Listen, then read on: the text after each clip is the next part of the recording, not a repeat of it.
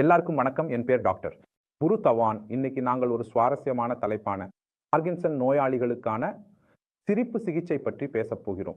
சிரிப்பு பெரும்பாலும் சிறந்த மருந்தாக கூறப்படுகிறது. பார்கின்சன் நோயாளிகளுக்காக இந்த சிகிச்சை உண்மையில் நல்லது மற்றும் அவர்களின் வாழ்க்கையில் சில நேர்மறை மாற்றங்களை உருவாக்க முடியும்.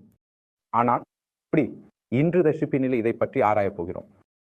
பார்கின்சன் நோயாளிகளுக்கான சிகிச்சையின் முக்கிய பயன்களை பார்ப்போம். டோபமின் குறைவு, கம்பனம், உடல், தினசரி பழக்க வழக்கம். எனவே வீடியோவை தொடங்குவதற்கு முன் இந்த சிகிச்சையின் பயன்களை பார்கின்சன் நோயாளிகளுக்காக பார்க்கலாம். உண்மையில் இந்த நோயாளிகள் எதிர்கொள்ளும் மிக முக்கியமான சவால்களில் ஒன்று டோபமின் அளவின் குறைவு. இதனால் கையிலுள்ள கம்பனம், உடலில் கடினம் மற்றும் மனநிலையின் மாற்றங்கள் போன்ற பல பிரச்சனைகள் ஏற்படுகின்றன. இது பெரும்பாலும் மன அழுத்தத்துடன் கூடியதாக இருக்கும். இப்போது உங்கள் மனதில் கற்பனை செய்யுங்கள். நீங்கள் சிரிக்கும் ஒவ்வொரு முறையும் உங்கள் மூளை ஒரு இயற்கை டோபமின் அதிகரிப்பை அனுபவிக்கிறது. டோபமின் மனநிலையை உயர்த்தும் மற்றும் மூளை செயல்பாட்டை மேம்படுத்தும் உணர்வு நல்ல ஹார்மோன். இது நல்லதல்லவா? இது பார்கின்சன் நோயாளிகளுக்கு சிரிக்கும் போது நிகழும் விஷயம். அவர்களின் மூளை ஒரு சிறிய அளவிலான டோபமினை பெறுகிறது. இது அவர்களின் மன அழுத்தத்தை குறைக்க மருந்தாக செயல்படுகிறது, மேலும் எந்த பக்க விளைவுகளும் இல்லாமல்.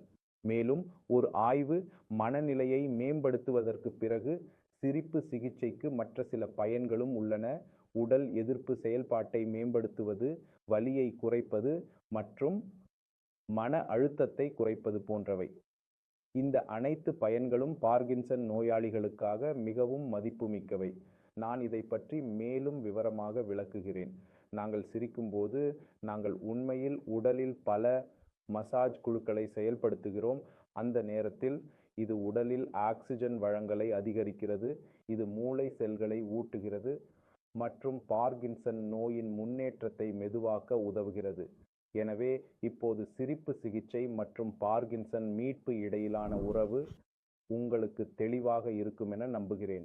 மேலும் இந்த சிறப்பு சிகிச்சைக்கு தொடர்பான சில சுவாரஸ்யமான உண்மைகளை பற்றி பேச விரும்புகிறேன்.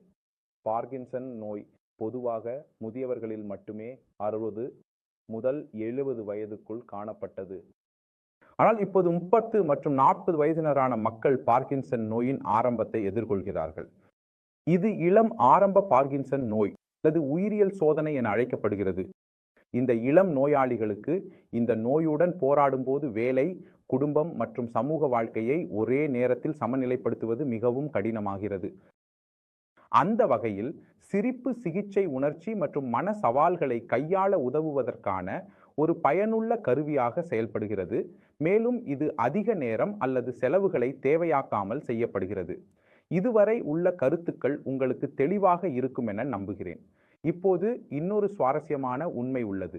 பார்கின்சன் ஏழை அல்லது மிக செல்வந்தர்களை விட நடுத்தர மற்றும் மேல்நிலை வர்க்கத்தினருக்குள் அதிகமாக காணப்படுகிறது. இதற்கு மேலாக இந்த மூளை குறைபாடு கல்வி இல்லாதவர்களை விட கல்வி பெற்றவர்களுக்குள் அதிகமாக காணப்படுகிறது. ஆனால் இதுக்கான காரணம் என்னவாக இருக்கலாம்?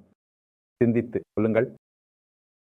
உண்மையில் நடுத்தர வர்க்கம் அல்லது கல்வி பெற்ற மக்கள் தங்கள் உடலுக்கு ஓய்வு கொடுக்க வேண்டிய தேவையை உணராமல் அதிக மன அழுத்தம் உள்ள சூழ்நிலைகளில் வேலை செய்கிறார்கள். மன அழுத்தம் மூளையின் செல்களின் மரணத்தை அதிகரிக்க மிகவும் பரவலாக அறியப்படுகிறது. இந்த காரணத்திற்காக நான் என் நோயாளிகளுக்கு மன அழுத்தத்தை குறைக்கும் செயல்களில் ஈடுபட பரிந்துரைக்கிறேன். அதாவது தாய்சி, சமூக தொடர்பு, சிரிப்பு பயிற்சி மற்றும் ஜாக்கிங். இந்த எல்லாவற்றிற்குள் சிரிப்பு சிகிச்சை தனித்துவமானது. ஏனெனில் இது எங்கும் எவருக்கும் எளிதில் அணுகக்கூடியதும் மகிழ்ச்சியானதும் ஆகும். இப்போது நீங்கள் இதை பயிற்சியிடுவதற்கான சரியான வழி என்ன என்று யோசிக்கிறீர்கள். நீங்கள் ஒவ்வொரு நாளும் 10 முதல் 15 நிமிடங்கள் ஒதுக்க வேண்டும். அந்த சில நிமிடங்கள்ல நீங்க அதே விஷயத்தை மீண்டும் மீண்டும் பயிற்சி செய்யலாம். நீங்கள் ஒரு காமெடி வீடியோவை பார்க்கலாம், ஜோக்குகளை படிக்கலாம் அல்லது சிரிப்பு யோகாவை முயற்சிக்கலாம். நீங்கள் சில நிமிடங்கள் முழங்கிய சிரிப்பு பயிற்சி செய்யும் போது முதல்ல நீங்கள் சிரிக்கிறீர்கள் என்று நினைக்கலாம். அது கட்டாயமாக இருக்கிறது. ஆனால் கவலைப்படாதீர்கள். விரைவில் இது ஒரு இயற்கை எதிர்வினையாக மாறும். நீங்கள் விரைவில் அதன் பயன்களை உணர ஆரம்பிக்கிறீர்கள். இங்கே ஒரு பெரிய சிரிப்புடன் வீடியோவை முடிக்கிறேன். ஹா.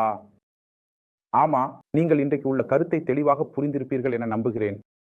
அடுத்த முறையாக நீங்கள் சிரிக்கும்போது அது வெறும் மகிழ்ச்சியின் ஒரு தருணம் அல்ல.